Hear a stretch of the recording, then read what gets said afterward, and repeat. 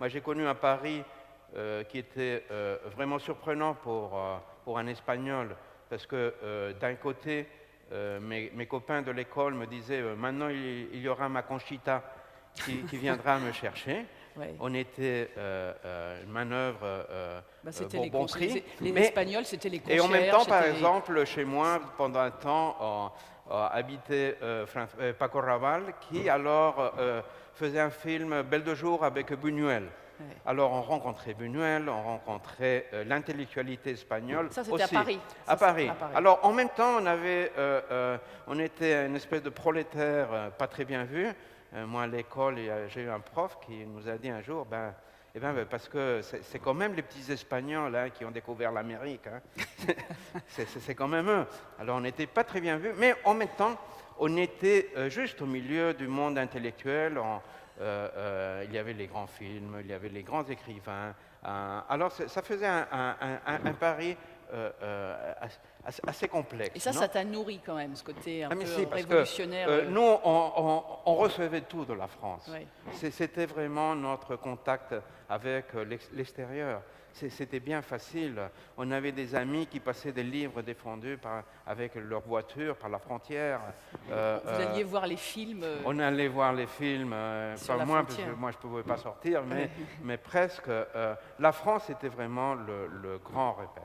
Ouais. C'était vraiment, et surtout, il y avait le Parti communiste à l'exil était à Paris, le socialiste était en France. Je veux dire, il y avait vraiment les grandes agrupations politiques espagnoles étaient en France. Donc toi, tu retournes en Espagne à quelle époque? Au début des années 70? C'est ça, je retourne au début des années 70. Et après, tu es critique d'art. Et c'est ça, je deviens critique d'art. J'avais fait mes études sur poésie espagnole du XVIe siècle. Ouais. Mais Tu étudies Proust aussi? Hein? Tu traduis Proust? Et je traduis Théophile Gautier, je traduis le Larousse de la peinture. Et j'écrivais dans les journaux et personne ne voulait écrire d'art contemporain. Parce que on n'avait pas de référence. Alors moi j'ai commencé à écrire d'art contemporain, pourquoi pas, c'était vraiment intéressant. On pouvait dire ce qu'on pensait, on pouvait parler avec les artistes, c'était vraiment bien. Alors j'ai commencé à faire ça, je suis devenu j'étais le critique d'art le plus jeune alors, et je finis...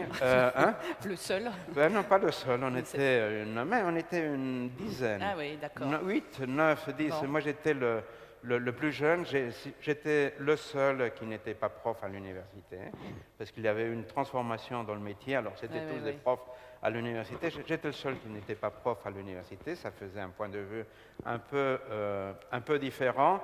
Et finalement, je me suis retrouvé en dirigeant un supplément culturel d'un journal de ABC, qui était le deuxième journal. Et de là, on m'a appelé pour aller faire une programmation d'exposition à Mafré. D'accord. Alors, là, tu arrives à Mafré. J'arrive à Mafré, je commence à faire un programme d'art contemporain. Oui.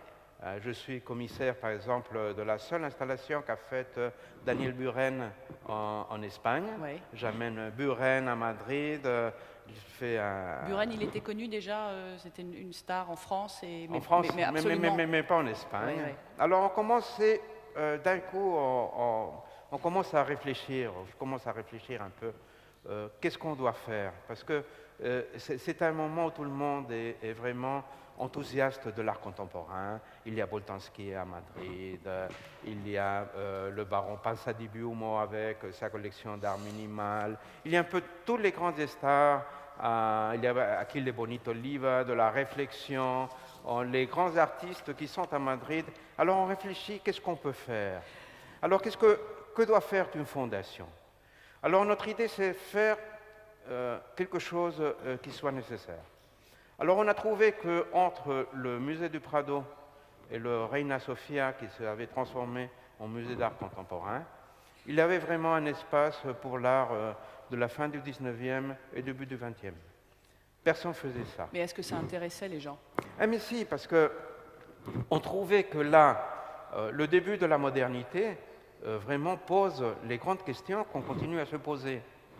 Le temps, qu'est-ce qu'on fait, qu'est-ce que c'est la culture, l'idée de fuir la modernité, les antimodernes comme Gauguin qui fuit les villes, l'enthousiasme pour le moderne, toutes ces idées, vraiment la réaction contre un monde qui va plus cesser de bouger, de se transformer, cette angoisse pour ce monde qui continue à changer, qui maintenant nous change les publics, nous dit les gens qui sont sur Internet, comment changer. Ce vertige commençait fin du 19e. Alors il y avait aussi toute la peinture espagnole. Et fin aussi qui correspond un peu à l'Espagne, ce qu'elle est en train de vivre à la fin du XXe. Oui, c'est ça. On avait vraiment des bouleversements qui avaient un repère très clair à un moment où, par exemple, 1900, c'est Paris, l'exposition universelle. Pour nous, c'est très important. Mais c'est très important parce qu'il y a deux peintres espagnols qui sont très bien représentés. Il y a Sorolla et il y a Zuluaga. Alors, c'est la grande victoire de Sorolla. Alors, Sorolla, c'est l'idée d'une Espagne moderne, d'une Espagne claire, et Zuluaga, c'est l'idée d'une Espagne noire, l'Espagne du Gréco, l'Espagne de Goya, une Espagne dramatique. Alors, ce discours-là, c'est le grand discours de l'Espagne. On réfléchit à qu'est-ce que c'est que l'Espagne, comme on réfléchit maintenant à qu'est-ce que c'est que l'Espagne.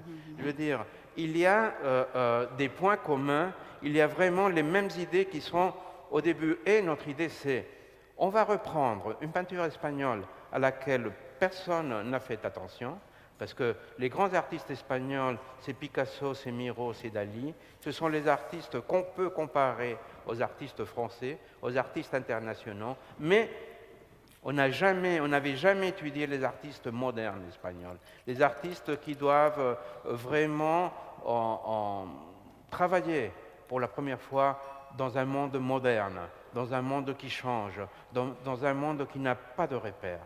Ce n'est pas les grands artistes de la scène internationale, mais ce sont les artistes qui vont changer les points de vue en Espagne. Justement, toi, tu as quand même beaucoup de chance aujourd'hui, c'est que la Fondation n'a pas d'objectif financier. Donc tu peux te permettre de faire des expositions un peu off et des choses, justement, tu es assez anti-blockbuster, tu n'aimes pas les grandes expositions, tu vas faire des choses que les autres ne font pas. Par exemple, hier, on parlait du cinéma invisible, on parlait de films qui ne sont pas produits, que la Fondation va volontairement produire. Donc, pourquoi aller sur ce créneau-là, ce côté...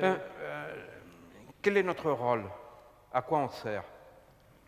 Nous, les fondations, on sert là où les autres n'arrivent pas. On fait un festival de cinéma, des films qui ont été dans les grands festivals internationaux, qui ont eu même des prix, mais qui n'ont pas trouvé de distributeur. Alors on fait ça les mêmes jours avec les mêmes films à Madrid, à Bogota, à Buenos Aires, à Sao Paulo et au Mexique.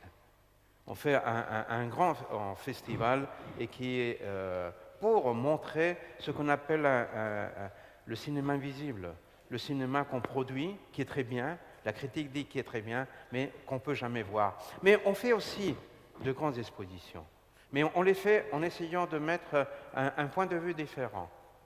Le musée d'Orsay nous appelle, on va fermer, vous avez nos collections à votre disposition pour faire un projet.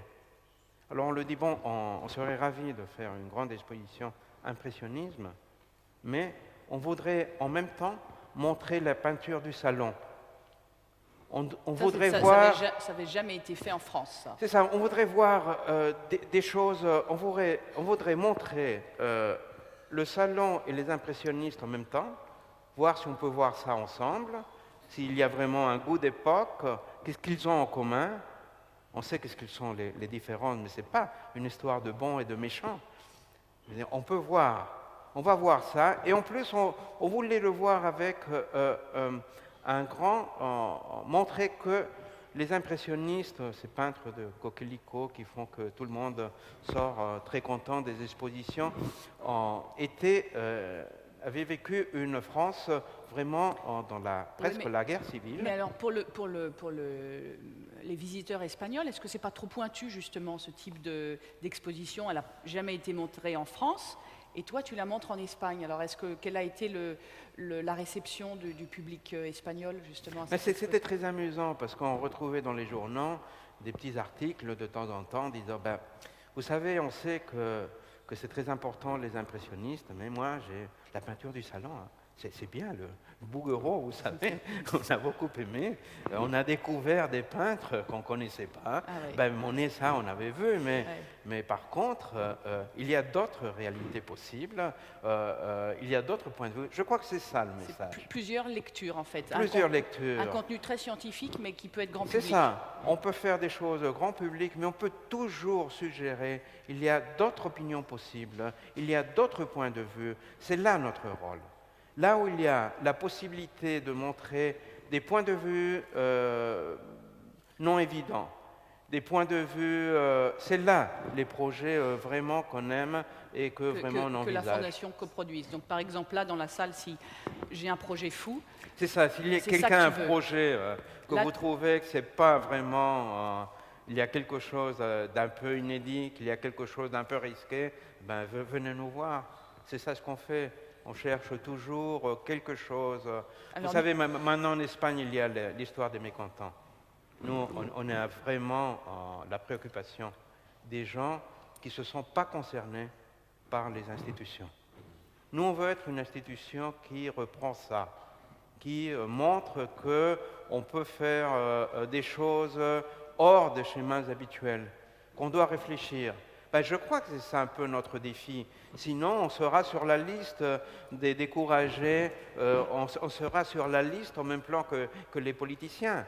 On doit être vraiment ouvert, on doit vraiment écouter, vraiment essayer de montrer qu'il n'y a pas une seule fois pour faire les choses, il n'y a pas une seule idée, mais il y a beaucoup d'idées, et c'est à nous, qui sommes des agents culturels, à montrer vraiment la grande diversité et toutes les possibilités.